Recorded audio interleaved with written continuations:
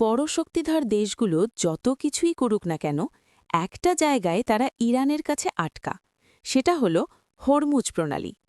Hormuz প্রণালী হল মধ্যপ্রাচ্যের ওমান উপসাগর এবং পারস্য উপসাগরের মধ্যে একটি সরু জলপথ। ৫৬ কিলোমিটার চওড়া এই জলপথের অনেকটাই নিয়ন্ত্রণ করে ইরান। বিশ্বের প্রধান তেল রপ্তানির পথ হিসেবে পরিচিত এই প্রণালী বন্ধ করে দিলে বিপদে পড়তে হয় শক্তিধর দেশগুলোকে। তাই ইরানের কাছে এই প্রণালী পরমাণু শক্তির থেকেও কোনো অংশে কম নয়। সাম্প্রতিক উত্তেজনায় ইরান হরমুজ প্রণালী পুরোপুরি বন্ধের ঘোষণা দিয়েছে। হরমুজ প্রণালীর গুরুত্ব বুঝতে হলে এর অবস্থানটা ভালো করে জানতে হবে। হরমুজ প্রণালীর এক পাশে ইরান, অন্য পাশে ওমান ও সংযুক্ত আরব আমিরাত। ওমান উপসাগর ও পারস্য উপসাগরের মধ্যে দিয়ে আরব সাগরে গিয়ে মিশেছে এই প্রণালী।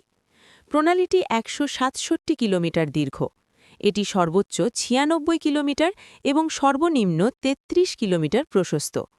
সৌদি আরব, ইরাক, কুয়েত, বাহরাইন, কাতার এবং সংযুক্ত আরব আমিরাতের বাণিজ্যিক ও সাধারণ নৌযানগুলোকে হরমুজ প্রণালী হয়েই আরব সাগরে প্রবেশ করতে হয়।